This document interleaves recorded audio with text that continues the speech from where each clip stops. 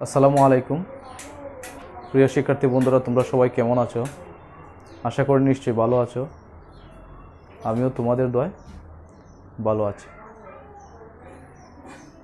আজকে আমি তোমাদের সামনে আবার হাজির হয়েছি ষষ্ঠ শ্রেণীর বাংলা প্রথম পত্র বিষয় নিয়ে। আজকের যে পাঠটির নাম হচ্ছে কতকাল ধরে। লিখেছেন আনিসুজ্জামান। আজকে আমি তোমাদের কতকাল ধরে পাঠের লেখক পরিচিতি, শব্দার্থ, পাঠের উদ্দেশ্য এবং পাঠ পরিচিতি সম্পর্কে আমি তোমাদের দেখাবো। আশা করি তোমরা সবাই আমার সাথে থাকবে। আজকের যে পাঠের লেখকের নাম হচ্ছে আনিসুজ্জামান। আমরা আগে আনিসুজ্জামানের পরিচিতি তথা কবি পরিচিতি সম্পর্কে জানব, তারপরে আমরা শব্দার্থ, পাঠের উদ্দেশ্য এবং পাঠ পরিচিতি সম্পর্কে জানব। তা লেখক পরিচিতিটা আমরা দেখি। আনিসুজ্জামান প্রাবন্ধিক গবেষক ও বিশিষ্ট শিক্ষাবিদ। আনিসুজ্জামানের জন্ম 1937 খ্রিস্টাব্দে কলকাতায়, অর্থাৎ আনিসুজ্জামানের জন্ম 1937 খ্রিস্টাব্দে কলকাতায় জন্মগ্রহণ করেন। তিনি ঢাকা বিশ্ববিদ্যালয়ের এমিরিটাস অধ্যাপক। আনিসুজ্জামান তিনি ঢাকা বিশ্ববিদ্যালয়ের অধ্যাপকও ছিলেন। বাংলা ভাষা ও সাহিত্য বিষয়ে তার বেশ কিছু গবেষণা গ্রন্থ রয়েছে, অর্থাৎ আনিসুজ্জামানের বাংলা ভাষা সম্পর্কে বেশ কিছু গবেষণা গ্রন্থ রয়েছে। আনিসুজ্জামানের উল্লেখযোগ্য কয়েকটি গ্রন্থের নাম হলো মুসলিম মানস ও বাংলা সাহিত্য, মুসলিম বাংলার সাময়িক পত্র, মনির চৌধুরী স্বরূপের সন্ধানে, পুরনো বাংলা গদ্য। এছাড়া তিনি বাংলা একাডেমি থেকে প্রকাশিত বাংলা সাহিত্যের ইতিহাস গ্রন্থের প্রধান সম্পাদক। অর্থাৎ আনিসুজ্জামান তিনি বাংলা সাহিত্যের কয়েকটি গবেষণা গ্রন্থ এবং কয়েকটি প্রবন্ধ রচনা করেন। বাংলা সাধনা ও গবেষণা স্বীকৃতি হিসেবে তিনি বিভিন্ন পুরস্কার ও পদকে ভূষিত হয়েছেন। অর্থাৎ আনিসুজ্জামান তিনি সাহিত্য সাধনা ও গবেষণার জন্য তিনি অনেক পুরস্কার এবং পদক পেয়েছেন। এগুলো হচ্ছে দাউদ পুরস্কার, বাংলা একাডেমি পুরস্কার, 21শে পদক, পদ্মভূষণ ভারত ইত্যাদি। অর্থাৎ আনিসুজ্জামান তিনি অনেক পুরস্কার পেয়েছেন, যেমন দাউদ পুরস্কার, বাংলা একাডেমি পুরস্কার, 21শে পদক এবং পদ্মভূষণ তথা ভারত ইত্যাদি তিনি পুরস্কার লাভ করেছেন। তো প্রিয় শিক্ষার্থী বন্ধুরা, আজকে আমি তোমাদের কতকাল ধরে পাঠের কবি পরিচিতি সম্পর্কে আমি তোমাদের দেখালাম। এখানে অনেক সংক্ষিপ্ত প্রশ্ন বা এমসিকিউ প্রশ্ন হতে পারে যে আনিসুজ্জামান তিনি কোন বিশ্ববিদ্যালয়ের অধ্যাপক ছিলেন, আনিসুজ্জামানের জন্ম কত সালে, আনিসুজ্জামানের কয়েকটি গ্রন্থের নাম লেখো। এগুলো এমসিকিউ বা সংক্ষিপ্ত প্রশ্ন হিসেবে থাকতে পারে। এবং আনিসুজ্জামান তিনি বাংলা বিষয়ে বা বাংলা সাহিত্য সাধনার জন্য তিনি কি কি পুরস্কারে ভূষিত হয়েছেন এটি থাকতে পারে। তো আমাদের লেখক পরিচিতি দেখানো হলো। এখন আমরা পাঠের উদ্দেশ্য সম্পর্কে শব্দার্থ সম্পর্কে আমরা জানব। তো আজকের পাঠের যে কতকাল ধরে যে পাঠের শব্দার্থটা কি? পাঠের শব্দার্থ, প্রথমে আমরা শব্দার্থটা জানব। শব্দার্থ কি? শব্দার্থ হচ্ছে প্রথম হচ্ছে সামন্ত শব্দ অর্থ হচ্ছে রাজা বাদশার অধীনে ছোট রাজা বা অনেক ভূমির মালিক, এটা হচ্ছে সামন্ত।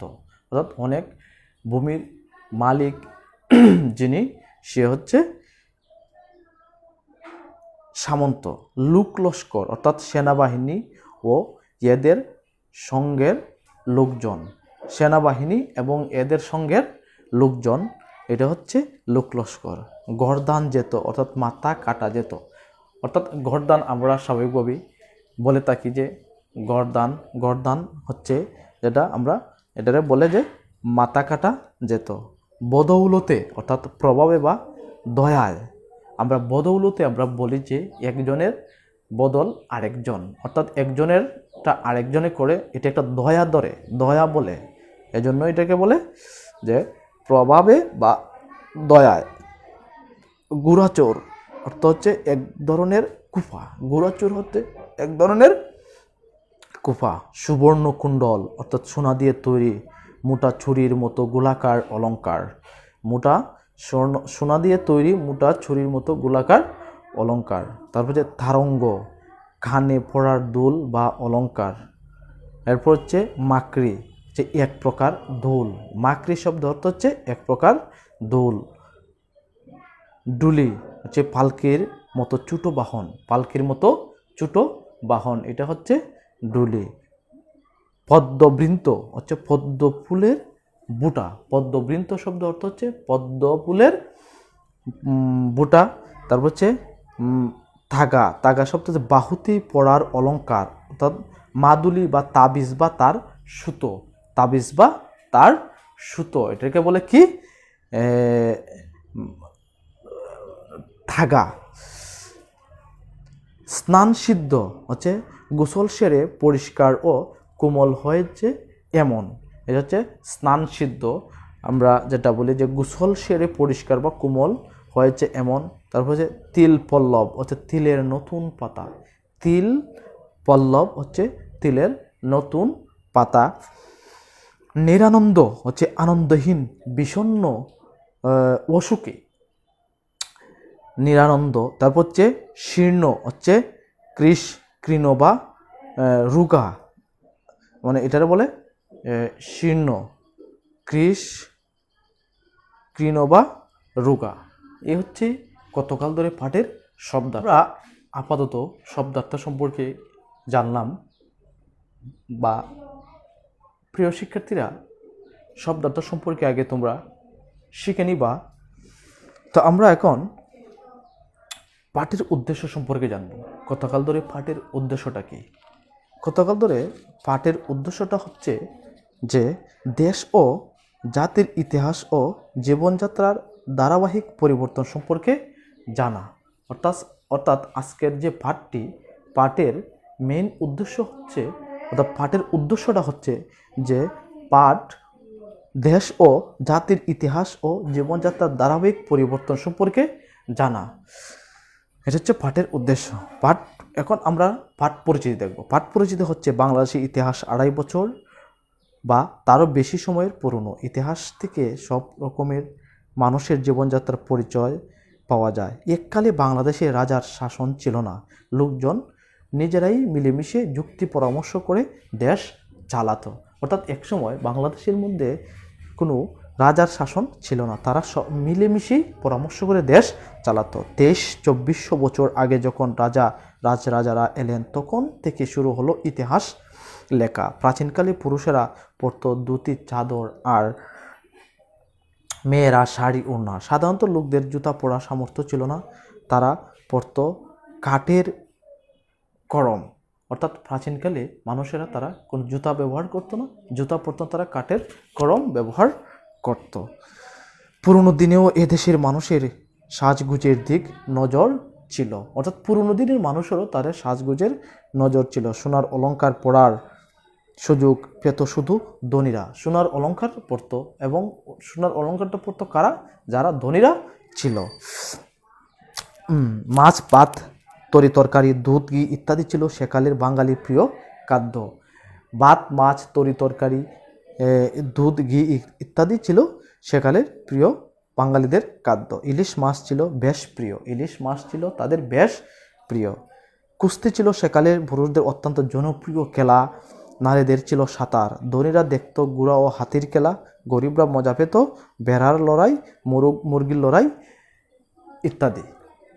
এবং জলপথই ছিল যাতায়াতের প্রধান পথ, তবে জলপথ ও স্থলপথও ছিল। বেশিরভাগ লোকেরাই থাকতো কাঁচা বাড়িতে। লেখক কবিদের কেউ কেউ লিখতেন আনন্দ ও সমৃদ্ধির কথা, কারো কারো লেখায় থাকতো বেদনা ও দারিদ্র্যের ছবি।